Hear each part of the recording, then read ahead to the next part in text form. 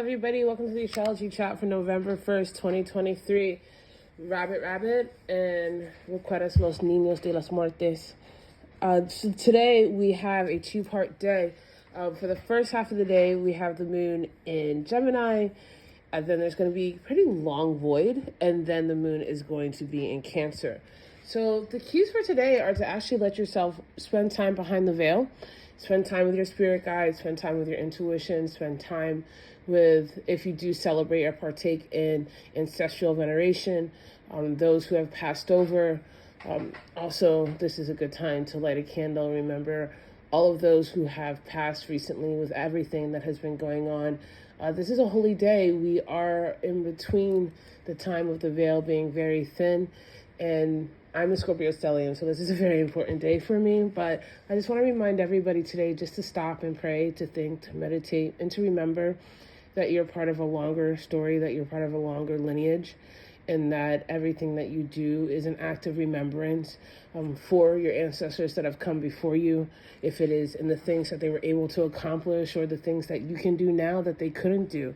If that means you can be out and you can be proud, or you can be vocal, or you can be educated, or you can be bold, daring, anything in any way, that your life is a representation of the hopes and dreams of your ancestors. Today is a really good day to remember that. I say that because in addition to it being the day for the children of remembrance, we also are All Saints Day, as some people call it. We have the moon in Gemini, which is that brothers and sisters in energy. This is your family. This is your community. It's that quick mind. This is where communication is really favored.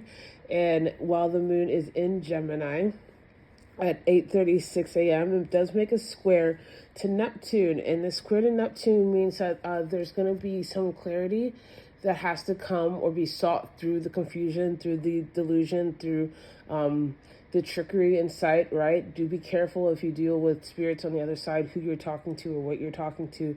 This is not a day to practice dealing in the occult. Either you know or you don't know. And if you don't know, stay in your lane. And if you do, I don't have to tell you to be careful because you already are, right? Early in the morning, we had a sextile to the North Node. And so there is this opportunity of connecting with yourself, of connecting with your growth and the strength that you have within yourself, because this is the North Node in Aries. We do have a square to Venus early in the morning. So there might be some kind of hangover regret. Some people may have gone too far last night. Might be paying for it today.